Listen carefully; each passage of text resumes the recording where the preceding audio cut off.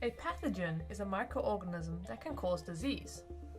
In this video, we are going to discover what they are exactly, how they can spread and cause infection, and how their spread can be reduced or prevented.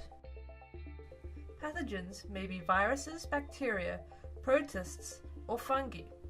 They are just microorganisms that can cause disease. Bacteria are microscopic. Even the biggest are only 10 micrometers long, which is minuscule. Once bacteria find their way into the body, they release toxins that make us feel ill. Examples of bacteria infections are cholera, typhoid, food poisoning, and gonorrhea.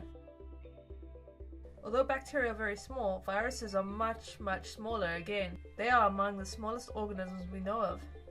Viruses not only enter your body, but they enter into cells and reproduce inside cells.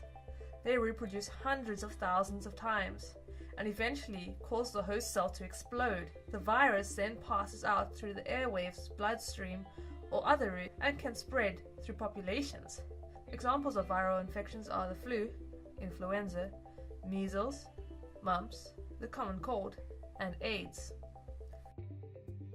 Of the thousands of species of fungi, a few can cause human diseases. They can cause minor skin conditions all the way up to life-threatening diseases. Some common fungal skin conditions are athlete's foot and ringworm. They are contagious and can pass from person to person through direct contact, or less commonly through contact with common surfaces. There are some opportunistic fungal diseases that can take advantage when the immune system is lowered for other reasons, such as cancer or AIDS.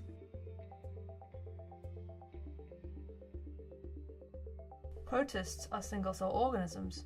Some protists can contaminate food and cause amoebic dysentery, which is an intestine infection and results in severe diarrhea. Protist pathogens can also be parasitic.